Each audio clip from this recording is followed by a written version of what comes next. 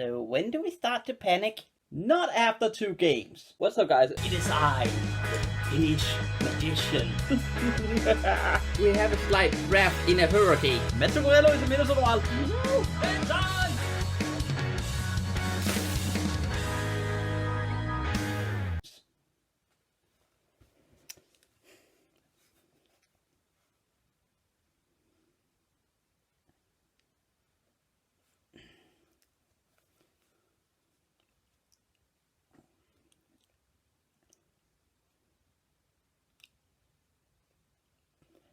What's up, guys? Welcome to another loss where the Minnesota Wild went to Colorado and they lost 4-2 in a game they might as well have won in terms of actual effort. I thought they played a really strong game, but they fell short in Colorado because of, in my opinion, one man in particular and 10 starting minutes that was about as garbage as they get. Within those 10 minutes, I was generally thinking this is going to be a blowout, and I was ready to do this recording with extreme anger in mind. And then they crawled back, Minnesota. They committed themselves. They saw the mistakes they made. They crawled back, but just fell short because Philip Grubauer had some tremendous saves in net after that.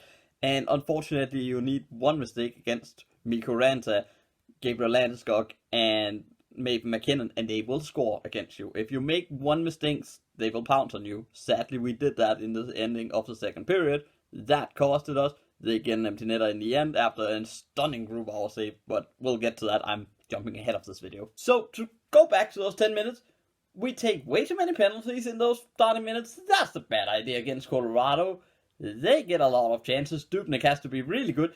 And eventually we let Ranta literally walk through our defense, and that's a bad idea because it's Mikko Ranta. Despite what you want to say about him being overpaid, he still has a pretty good shot. Skates past Brodin, skates past Conning, both of them looks completely flat-footed on the penalty kill. We let him have the zone, we let him just skate in, waltz in, forehand shot. That's an NHL shot if I ever seen anything. However, nobody from Minnesota tries to poke check.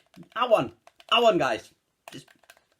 No, you gave him the free shot. And it's 1-0. Good shot, good goal, great goal to be honest, and no chance for Dubnyk, but it's just one of those, just one of them being a little bit more foreseeing, being on their toes. That goal doesn't happen. Second goal for Colorado. I think this came with like 3 minutes afterwards. Kevin Fiala makes a turnover. Correct me if you ever heard that one before. This one was the first of the season where Kevin Fiala turnover proves costly. He makes way too many boneheaded decisions. He makes way too many dumb ideas about how to get it into the zone. And I wrote after this that he might want to take some notes from other players in the league. McDavid is the obvious one. In my opinion, there is another player he could take some notes from in skill level as well. I think Nikolai Ehlers is not too far from if you look at potential. However, Nikolai Ehlers has one glaring thing going for him in terms of what he can do rather than Kevin Fiala, and that's zone entry. Kevin Fiala loses the puck way too many times. Ehlers, when he has the puck, I think he has one of the highest zone entries in the entire league, and he does it successfully almost every time. That's what Kevin Fiala needs. He needs to be smarter. He needs to break the puck out better than he is. He needs a better hockey IQ, and that cost him on this play. He throws the puck right out to Nashville in our own zone. They get a shot on goal. It kind of goes behind the net, throws in front again. Pierre-Edouard Bellemare, who I forgot played for the Colorado Avalanche. I still thought he was at Vegas. He wasn't, due to cap situation, I'm guessing. I completely forgot this happened, so shush. He is there. Kevin Fiala's man, to be honest, but Kevin Fiala is not necessarily working hard enough to track back and get him, which is a bit of a worry, because if you lose the puck, you should be the first guy back. You should be the first guy working the hardest to get the puck back, to make amends of your own mistake. Kevin Fiala in this play just looked lazy. Now, I'm not going to fully bash Kevin Fiala. I still think he has potential. I still think he can fix his Minnesota Wild career. But those plays like that is just filled to a fire that isn't exactly great at this point in Kevin Fiala's Minnesota Wild career. Edouard Bellemare gets it lifted up after like 3 attempts on Dubnyk. That's just what it does. And after 10 minutes, we're behind 2-0. That doesn't look good. Until randomly, Ryan Suter puts a puck on the net. Not a bad idea, because Eric Staal is there with a great tip, and it's almost done 2-1 without Minnesota really being in the game, and all of a sudden they look lively. They look like they have life. Ryan Donato has a great... Oh, Ryan just a little bit more control shot. Breakaway, Ryan Donato, all the chances in the world. If he waits one more second, he has a wide open net. Unfortunately, he shoots it off his backhand right into the glove of a great Grubauer save. There's a reason why it's called a stoned by Grubauer, this video. He has one of two of these where it's just like, that might as well be a goal for Minnesota. And that, if they get that, that's a totally different game that we are having. And that was kind of the chance we had in the first period. A power play didn't really look to click too well until the second period, when again a team decides to give Dumba acres of space. Did you guys not watch last season? Dumba likes having this amount of space to shoot. It's not rocket science. 30 other teams in the league, but please keep doing it. It's great for us. Matt Dumba sees this, sees that nobody is ahead of him, goes to the face-up, hard wrist shot, top corner, no chance Grubauer. He can't see anything. There was talks about it going off. Sugar, I don't think it did. It just goes in. Good job. We are back into the game. This looks good. Let's just go into the first... Oh, you...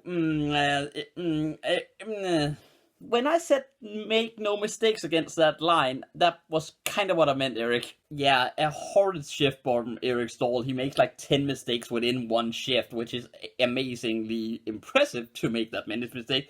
But that kind of... He turns the puck over, then is sloppy on his man, then kind of just runs into things, and it's just a mess of things that happens, and that allows a wide open Gabriel Landeskog to receive a pass from Nathan McKinnon. And to make that worse, it wasn't just anywhere that pass went, it was literally on the doorstep of Dubnyk in the blue paint with 1 minute left of the period. That's a bit of a punch to the gut, isn't it? But we kept going. I think we played really well. We had a good amount of chances. Just none of them went in. Ek has a few really nice looks. I think our fourth line looked great. I think they played really nice. But it just wasn't enough. Eventually we have to pull our goalie.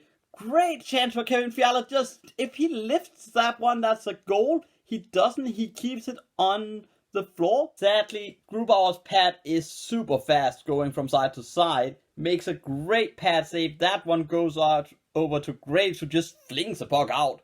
Empty netter, Avalanche win. I think this was a really tight game, and the Avs had the bounces.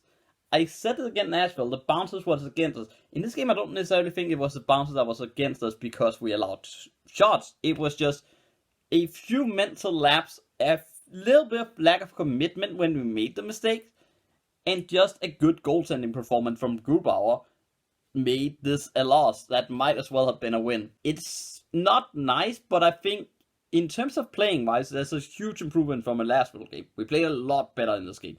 We were a lot more there. We were a lot more persistent. We had our chances. We might easily have won this game if the bounces just turned out differently. Sadly, Hockey God went with us, but there's no need to panic. There's 2 games played. It's been against divisional rivals away from home. No need to panic. Even if we lose to the Jets in Winnipeg, no need to panic yet. It's not a great start, let's be honest. If you lose 3 in a row, that's not a good start. But let's not panic and try and be like, this is a disaster. We haven't played Ottawa, Buffalo, and LA. We played some genuine playoff caliber teams in the first 2 games. Let's not kid ourselves. This is okay for now. I think performance-wise, we've been performing a lot better than I was hoping in this game. I think after the first 10 minutes, we were looking awful. The next 50 minutes, brilliant. But unfortunately, just not enough. You need to play a full 60-minute game to win in the National Hockey League. It's just as simple. But it's a loss. It's 0-2. We need to improve that part of the record. Obviously, that's the most important thing.